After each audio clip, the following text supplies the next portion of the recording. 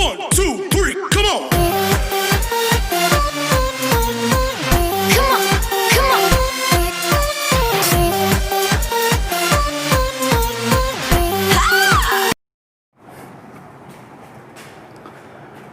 Good morning students, this is PK sir, your chemistry sir, welcoming you on the next part of the chapter, next video of the chapter solution of class 12th CBSE or NCERT chemistry. So in the previous parts of this chapter we have discussed so many things which you can see in the I button, which will be helpful for you for revising purpose also. Before watching this part or this video, you must see this part. Okay, this is very important, very essential to understand this part. Okay, because both previous part and this part, they are connected. Okay, so let's begin the next part. So in the previous part we have discussed Raoult's law.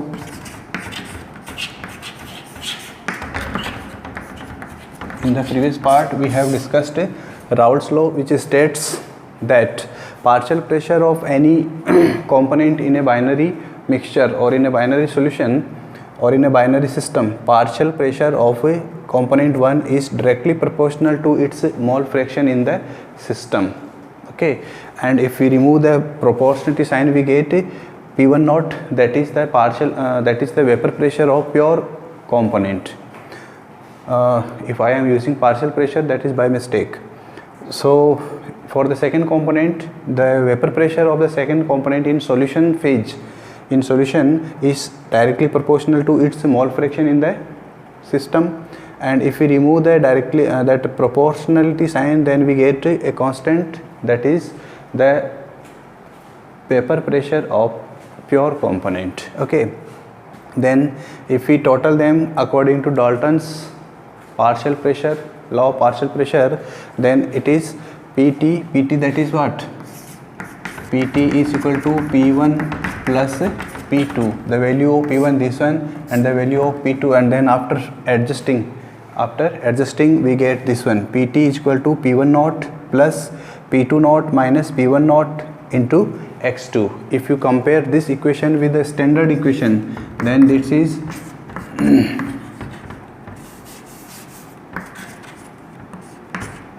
this is the standard equation where C is intersection, M is slope, and X is X coordinate and Y is Y coordinate. When we draw the graph for this, means when we plot the graph between vapor pressure and mole fraction x2 is here what? This one.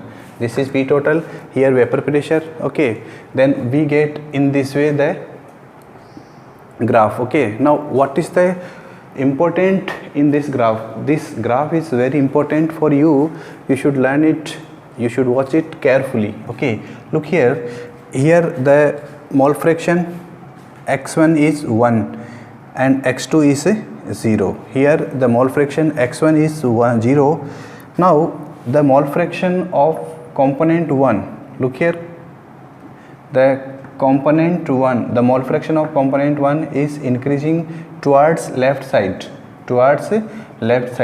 and the mole fraction of component 2 is increasing towards right side. Okay, now you look this one. For component 1, vapor pressure is directly proportional to x1, means Vp for first component will start from here. Okay, and since it is directly proportional, so we will get a linear plot. This is showing the linear plot, and this is the maximum value of P1. When we get the maximum value of P1, when the value of x1 is 1. Here look here, this is the place on x-axis when the value of a mole fraction of component 1 is 1. Then we get the maximum value P1 naught. This is the P1 naught. Okay, in the same way P2, what is that? P2 vapor pressure of second component in solution phase, vapor pressure of second component in solution phase. So that is equal to P2 naught into x2, P2 naught into x2, where P2 naught is a constant. P2 naught is a constant. It means P2 is directly proportional to x2. P2 is directly proportional to x2. Now see, here x2 is 0 and here x2 is 1. The maximum value of this vapor pressure will be at this axis. Okay, so the maximum value for this one may be equal to, when x2, the value of x2 is 1. Okay, in that case the P2 will be equal to P2 naught. So in this one you can see this is the highest value, maximum value starting from 0. Here the mole fraction of second component is 0 and here the mole fraction of second component is 1. So that is why we get another linear plot, okay, which tells us that P2 is directly proportional to x2. Now if we see this P total is what? P1 plus P2. So if you match them, if you combine them, then we get P total, that is equal to P1 plus P2. Now look here, this is what? P total on y-axis vapor pressure, then P1 naught is what? C, that is intersection. This part means this part is P1 naught intersection. Then M is what here? Slope. Slope is, what is the value of slope here? P2 minus P1, P2 naught minus P1 naught, the difference of this one and this one, that is here P2 naught minus P1 naught, that is used as slope. Okay, and x2 is what? X2 is a mole fraction of second component. So from this also you can see that PT is directly proportional to x2 with the intersection of P1 naught. So this is an important observation, important method to draw the graph. Okay, now from this plotting, from this graph, observations are important. Okay, so what are the observations which you get from this one? That first one is a total vapor pressure. Total vapor pressure can be calculated for any one component in form of mole fraction of that particular component. For example, here I have written the mole fraction is for second component, that is x2, but the same equation, this equation is very important. The same equation can be written in the form of x1, means a mole fraction for component 1. This is the important observation. Second, total vapor pressure over the surface of the solution varies linearly with respect to mole fraction of second component. You can see in this picture, in this equation, total vapor pressure varies over the solution with respect to the mole fraction of second component. So that is the second observation of this plot. Next,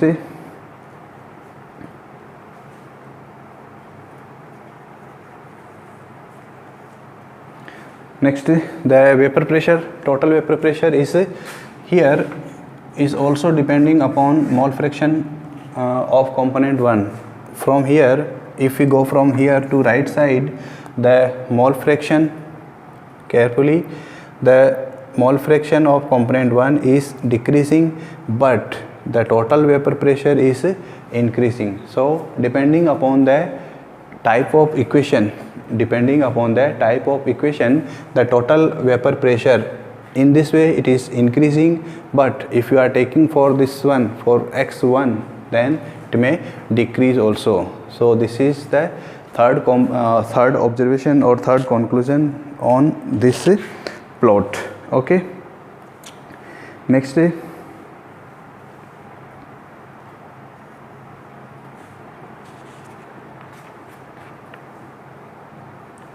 next one is a comparison between Raoult's law and Henry's law. That is very important point. Comparison between Raoult's law and Henry's law.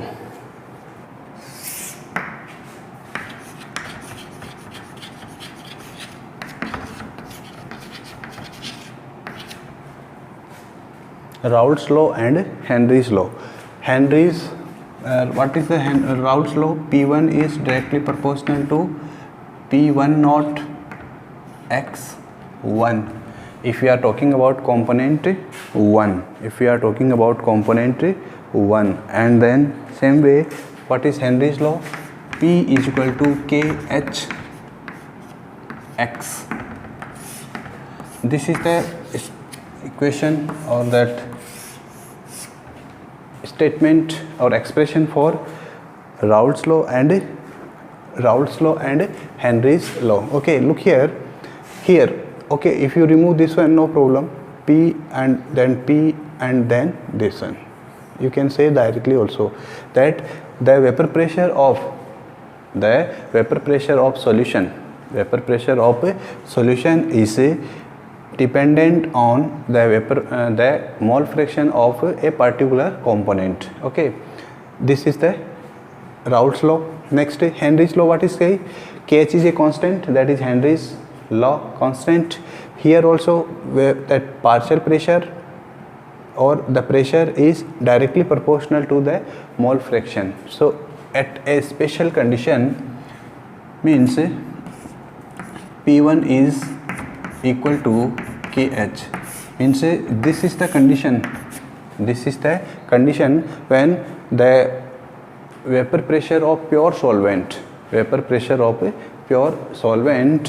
if is equal to Henry's constant, is equal to Henry's law constant, then Raoult's law and Henry's law becomes equal or similar. So that is important for us, that Raoult's law becomes a special case of Henry's law when KH is equal to P1 naught. Okay, so this is the comparison between Raoult's law and Henry's law. The next topic is next unit or that subunit is 2.4.3. 2.4.3 we are discussing about vapor pressure of solids in liquid.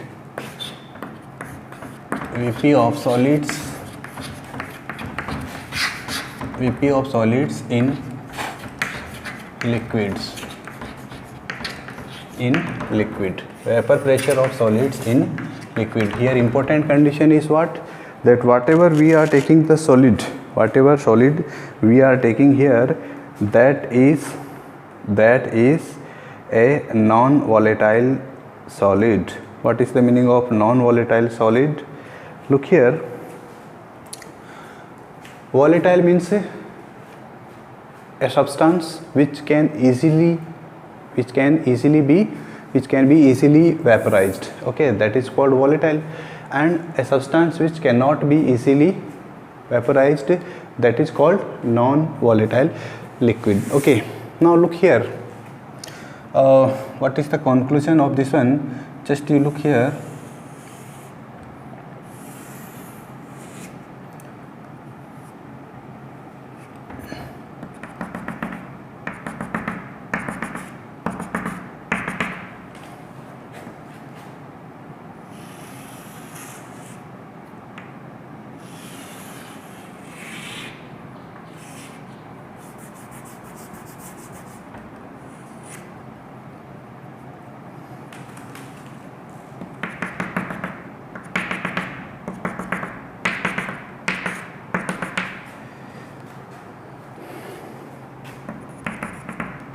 I have taken two container. In the first container I have taken only pure solvent, and here it is with pure solvent, and in this case I have taken solvent plus solute. Here solute is solid state. Here solute is in solid state. Okay, now vaporization is taking place always. Vaporization or evaporation is taking place always. So in this state, let me cover it by a bell jar. Let me cover this one also. by a bell jar. Okay, now what happens in this case? Evaporation takes place, and because of that evaporation, some molecules of this liquid phase, this is pure solvent, some molecules of this pure solvent will escape from this liquid and they will enter into the atmosphere. Some of the molecules will occupy the surface of the liquid. They will occupy the surface of the liquid in this way. Okay, they will occupy the surface in this way. Now all these molecules in form of vapor, they will exert a pressure on this surface. They will exert pressure. Okay, and that pressure is called vapor pressure of solvent. Vapor pressure of a pure solvent, we can denote it by P naught. Okay, that is the vapor pressure of pure solvent. Now in this case, what do we have? We have solvent as well as solute both. Okay, both are in equal amount, and the solute is here solid, and that solid is also non-volatile. Okay, now what happens? Since our solute is non-volatile, so some of the space between solvent particles will be occupied by the particles or by the molecules of what you call that, solute. Okay, solute is non-volatile. Solute is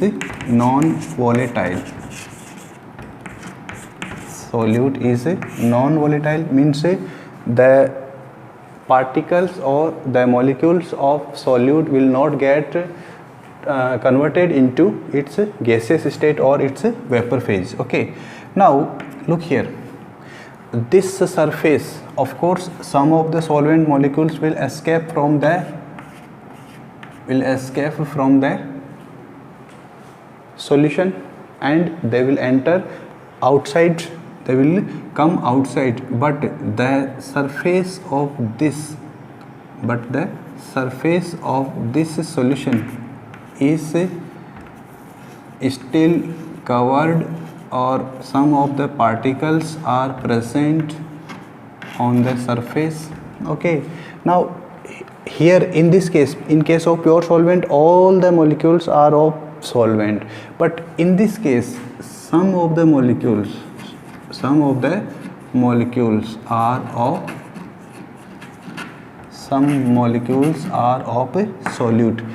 They are not in the vapor phase, simply they are present over the surface of this solution. Okay, now what is the next process? What is the next step? Because of these, whatever I have made the dark circles, whatever I have drawn the dark circles, which are the molecules of solute particles. Okay, because of presence of these solute particles on the surface, less molecules of solvent will escape from the solution, and because of this incidence, less molecules will enter into the atmosphere, or they will escape from this solution, and if they are less, then they will exert less pressure on the surface of this solution. It means the vapor pressure of solution. Now what is this one? Solution. Vapor pressure of solution is lowered or it is decreased. So whenever you take a non-volatile solute along with a solvent, then in that case vapor pressure is decreased. That is very important concept. You should know it. With care. Okay, now the decrease in vapor pressure of solution. the decrease in vapor pressure of solution. Means what are the parameters or what are the things, factors which affect this decrease? Look here, only the one parameter is there, that is the quantity of solute. The quantity of solute particles, the quantity of solute particles only affect the vapor pressure of the solution. Okay, means how much solute particles, how much solute in quantity you are taking here, that will decide the overall decrease in vapor pressure. How? Suppose in the first case, suppose in the case first, you are taking 1 mole of solute, 1 mole of solute, and that solute is non-volatile. Case 1, you are taking 1 mole of solute. Okay, then number of particles of solute is here comparatively with respect to case 2, where you have taken 1.5 mole of solute. Now in the second case, number of solute particles will be more. It means more solute particles will occupy the surface. More solute particles will occupy the surface, and if more solute particles are there, then there are less chances to the solvent particles to escape out. It means as you increase the concentration or the amount or the quantity of solute, then vapor pressure also decreases, okay, of solution. So this is also another statement of Raoult's law, that according to this, the vapor pressure, partial vapor pressure of each volatile component in the solution is directly proportional to its mole fraction. This thing we have already discussed. That is the generalized form of Raoult's law, that in solutions, listen carefully, what am I saying?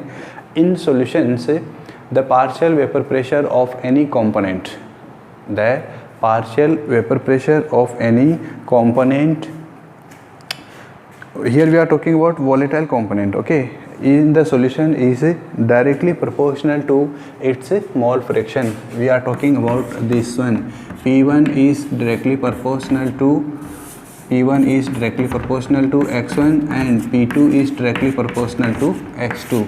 That is the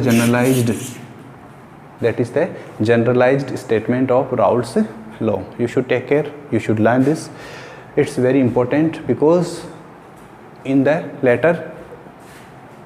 chapter coming part, we will be using this concept too much. Okay, so it is very important. Next, let us consider a binary solution. A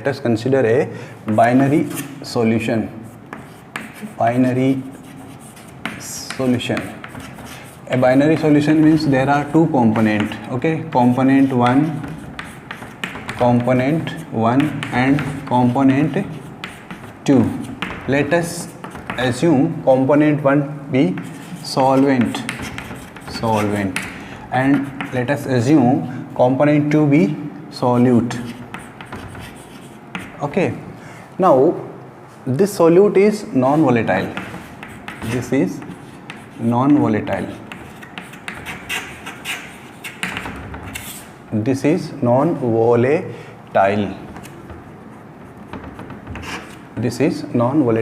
Solute. Okay, now in this case, the vapor pressure of the solution will be because of only and only solvent particles or solvent molecules.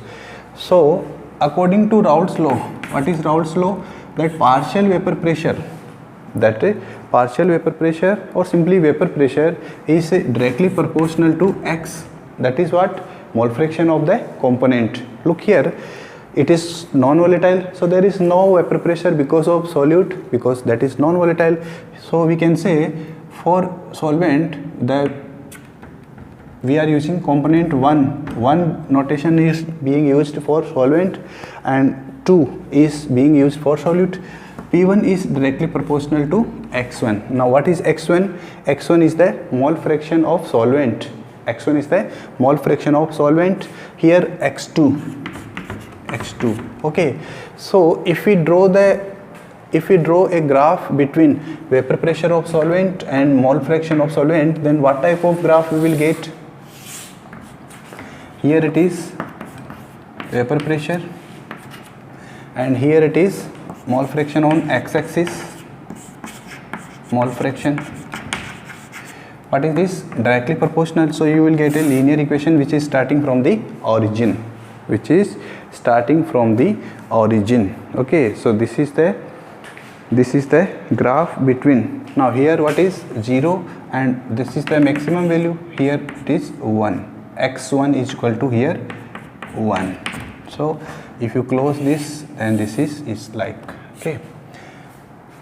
So this is the graph between mole fraction and vapor pressure for a binary solution in which the solute part is non-volatile, okay, according to Raoult's law. Okay, next day, very important unit we start.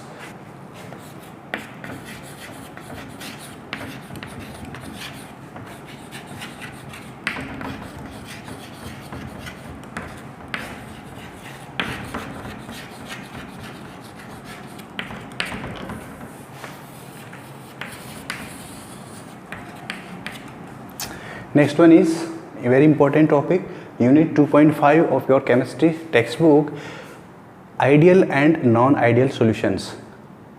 Means the solution, liquid solutions can be classified, can be divided into two types. What is the basis of this division or this classification? Raoult's law. You can write here according to Raoult's law. This is the basis of this classification or this type, that according to Raoult's law, solutions can be divided, can be classified into ideal solution and non-ideal solution. So first of all, you should know, in the left part we will be discussing ideal solution.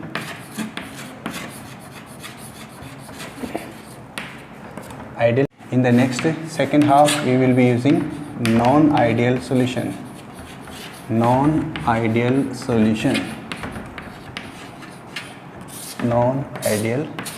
Students, this part is very important for exam perspective, because CBC is although unpredictable, but this is the part only of this chapter where direct questions is asked in the exam. How the direct question is asked? They will be asking that give an example of one ideal solution, give an example of one non-ideal solution. Or in MCQs, when you are going to appear in NEET or IIT exams, JEE, Advanced or Mains, then in detail you need to work hard in detail. Okay, so let us see what is the meaning of ideal solution. According to Raoult's law, vapor pressure is directly proportional to mole fraction. This is the statement, generalized statement. Vapor pressure is directly proportional to mole fraction. Means you increase the vapor pressure, you increase the mole fraction, in the same way that vapor pressure will also increase. Okay, now up to what level? Up to what level you increase the mole fraction and thereby increasing the vapor pressure?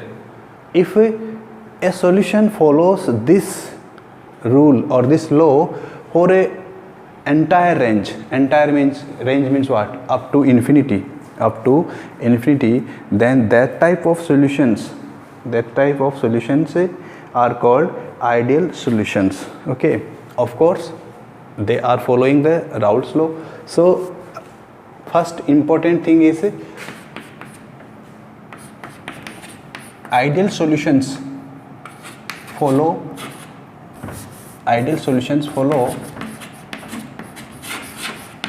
Raoult's law over entire range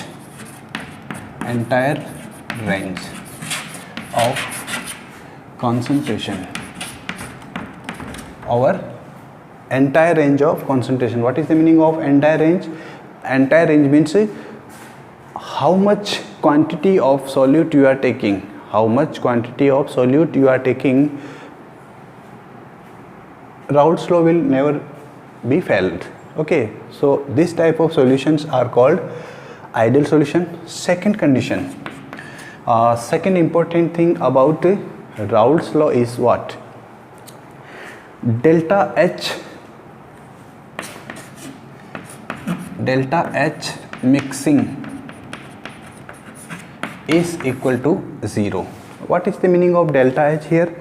Change in enthalpy of mixing. Change in enthalpy of mixing is 0. Enthalpy means what? Enthalpy means when you are mixing solute and solvent, then heat should not be released, heat should not be absorbed. That is delta H mixing 0. Okay, so this is the second condition of ideal solution, or this is the second identification of ideal solution. First one, that they follow Raoult's law over entire range of concentration. Second, delta H mixing is 0, and the third one is delta V mixing is equal to 0. Now what is the meaning of this one? Delta V mixing is equal to 0 for ideal solution. What is the meaning of this one? The change in volume means during this mixing or during this making of a ideal solution, there is no change in volume, means volume should not increase or volume should not decrease during this making of solution. So this is called ideal solution. Now this is the important points, these are the important points, but what is happening actually at a molecular level? What is happening actually at a molecular level? That is also important. Yes, look here. Suppose you have a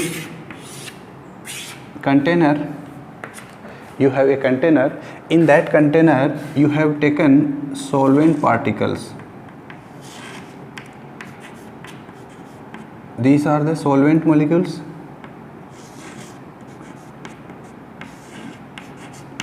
Okay, A and A, that is a molecule of solvent. A and A, that is another molecule of solvent. Millions of molecules of solvents are there. Okay, now you are mixing here what? Solute particle. Let us say it B. Let us represent it by B letters. B.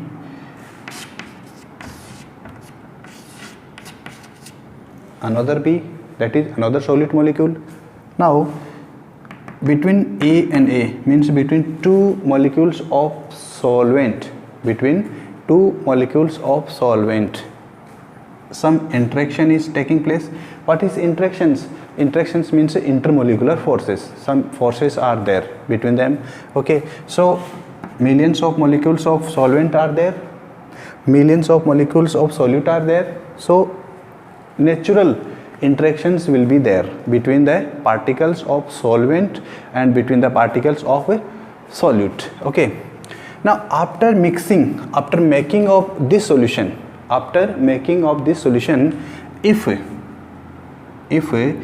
when they come closer, then another type of interactions will be there. Okay, if the interactions between A and B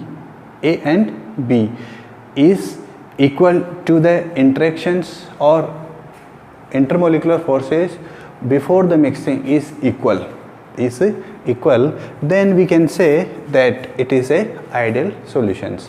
So at molecular level we can say that molecular interactions before making the solution and after making the solution is equal.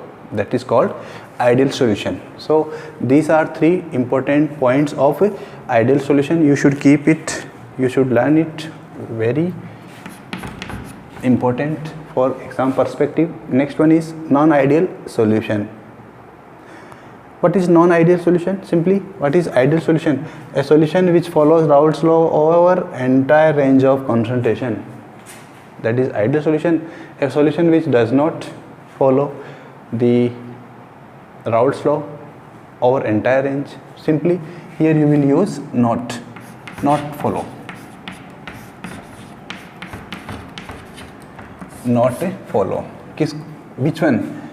Not follow what? Raoult's law over entire range. Non-ideal solution does not follow Raoult's law for an entire range. So they are non-ideal solution. Second point, what is here? Delta H mixing is 0 in case of ideal solution. Here delta H mixing is non-zero. That is non-zero. Now what is the meaning of non-zero? It may be delta H mixing may be more than 0 or delta H mixing may be less than 0. If it is less than 0, then we used to say it delta H mixing negative, and if it is more than 0, then we used to say it delta H mixing positive. Okay, next is delta V mixing for ideal solution is 0, so here it will be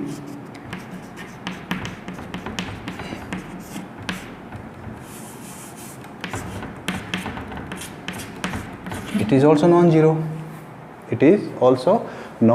So these are the three parameters. You remember these 3 points. Only you need to remember only one side, whether you remember this one or this one. Don't remember or don't memorize them both in one go, okay, together. So better you learn this one only, because here it is 0, here it is 0, and then simply if it is ideal then it will follow. So this is better to learn, better to memorize this part. These are just opposite. Okay, now what are the examples of ideal solution and what are the examples of non-ideal solutions? These are important for us. There are three examples.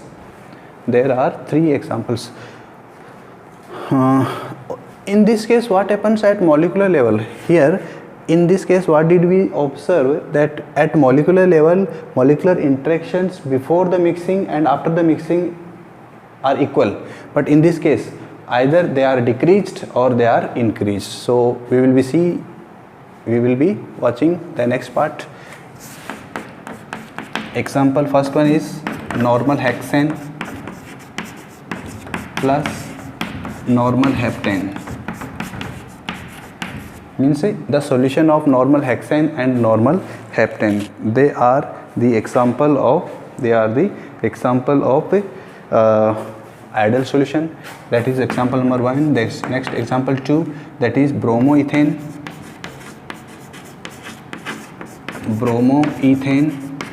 plus chloroethane. Bromoethane and chloroethane. That is the example 3rd ideal solution. Okay, example number 3rd of ideal solution. And the last one is benzene and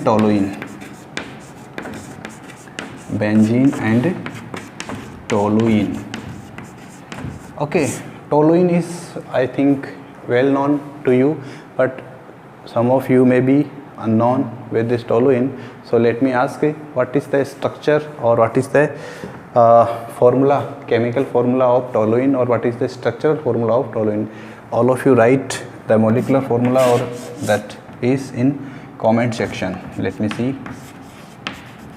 Comment section. That what is the molecular formula of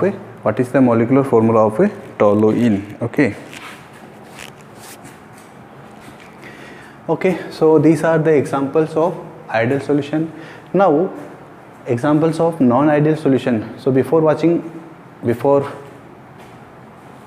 proceeding to the next examples, non-ideal solutions are of two types. on the basis of these cases, okay, delta H mixing either positive or negative, delta V mixing either positive or negative. So on this basis, non-ideal solutions are of two types. Okay, yes, non-ideal solutions.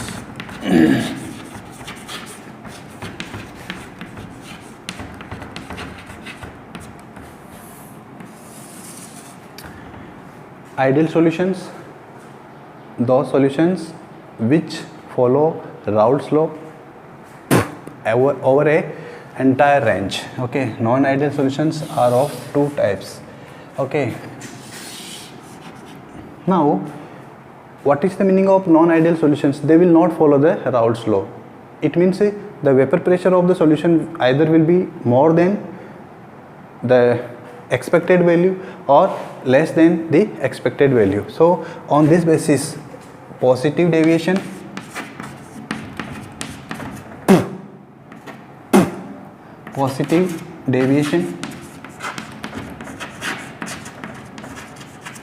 from Raoult's law and negative deviation from Raoult's law. Negative deviation from Raoult's law. So these are the two types of non-ideal solution: positive deviation from Raoult's law and negative deviation from Raoult's law. Okay, just to make a tabular form. Positive deviation means what?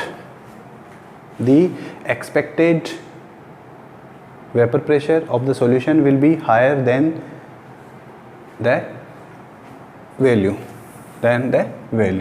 Okay, here the value of vapor pressure will be lower than the expected one.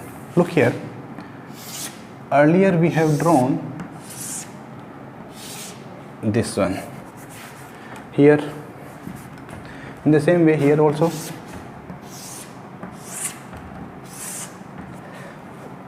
that vapor pressure on y-axis, mole fraction on x-axis. Here also vapor pressure on this axis, and here mole fraction that is on x-axis. So what type of graph you have already plotted in this way?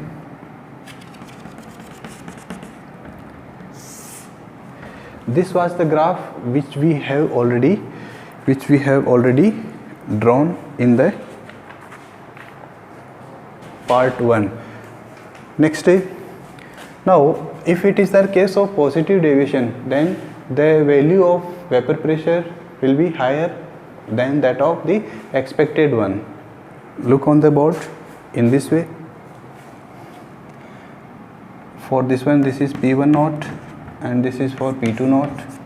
This is P total, that is equal to P1 plus P2.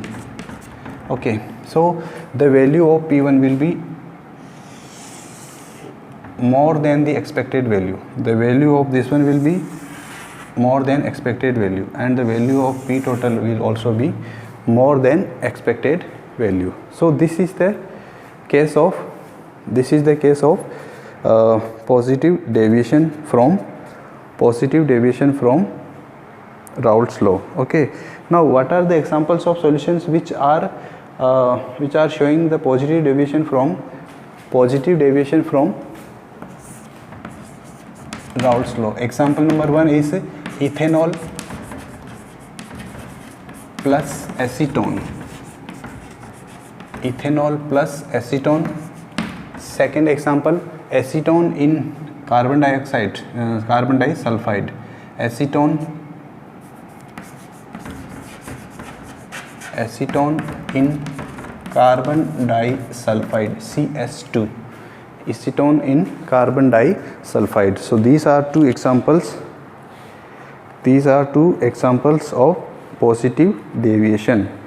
Next, second, negative deviation. Negative deviation means what? Same things already, whatever we have done here. suppose this is the value P1 naught, okay, and this is the P2 naught. Here it is total, that P total, that is equal to P1 plus P2. Now here the value of the vapor pressure will be lower. Here it is more, here it is lower. In the same way, here also lower and here also lower. So this is the case of negative deviation. This is the case of negative deviation, and example of this type of negative deviation from Raoult's law includes phenol and aniline. Phenol and aniline. Look here, examples.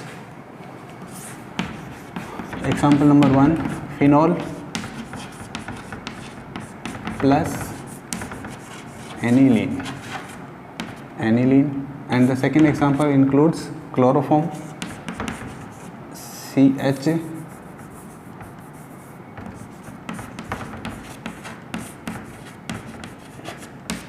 chloroform plus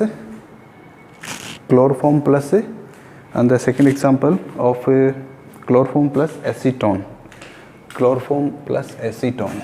That is the second example of negative deviation from Raoult's law. Okay. Now what happens at molecular level in case of positive deviation, and what happens in case of negative deviation at molecular level? That is important for us. That is important for us. Look here. Positive deviation means the value of vapor pressure will be higher. The value of vapor pressure will be higher than the expected one. What is the meaning of this one? Look here, the number of solvent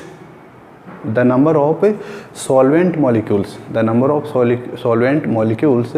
which are escaping from the solution, the number of solvent molecules which are escaping from the solution, they will increase after making of this mixture. In this case, they will increase. It means more number of solvent molecules will be vaporized. They will form vapor, they will come into vapor phase, and they will exert more pressure. So the value of vapor pressure in positive deviation will be higher. Now why more number of solvent particles are coming out of the solution?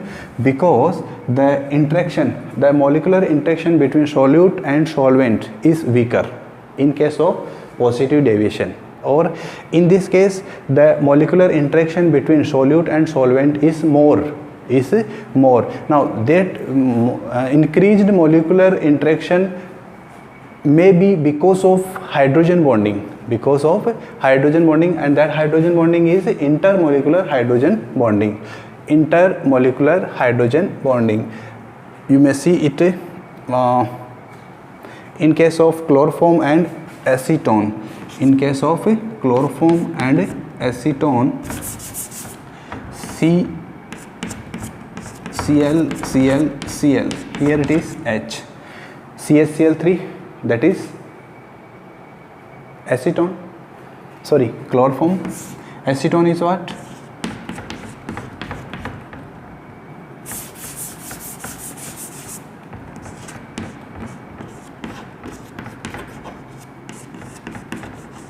This is acetone.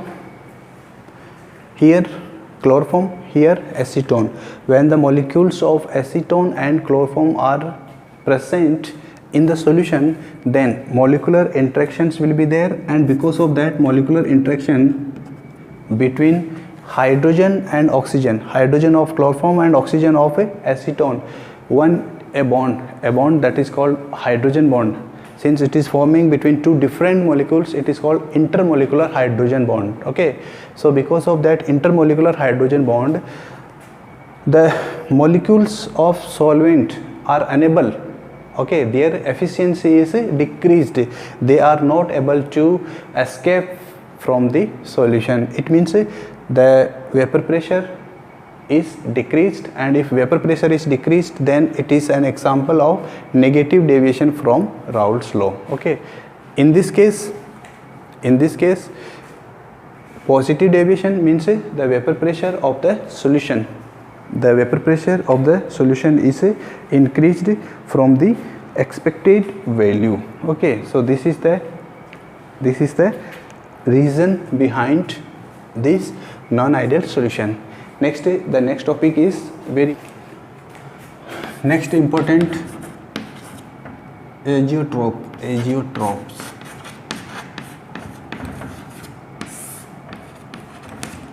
Azeotropes means what? First of all, we should understand what is the concept of boiling point. Boiling points means what is the meaning of boiling point?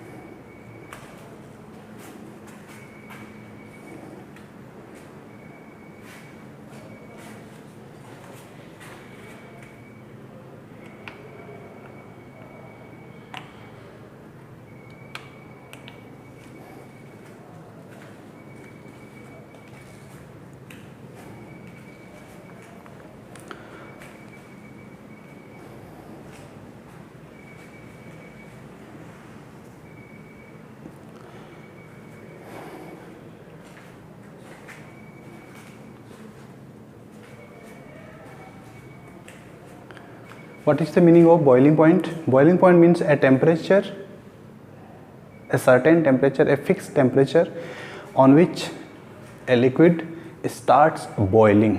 Okay, this is the concept of boiling point. What is the meaning of boiling point? A certain temperature on which a liquid starts boiling. That is called boiling point. Now, azeotrope means what? Azeotrope is a mixture of two liquids. Azeotrope is a mixture of two liquids who have different boiling points, but the composition at a certain composition they boils at a common temperature. That is called azeotrope. Azeotrope, a mixture of two liquids, which boils at a common temperature, that is called azeotrope. Okay, now there are two types of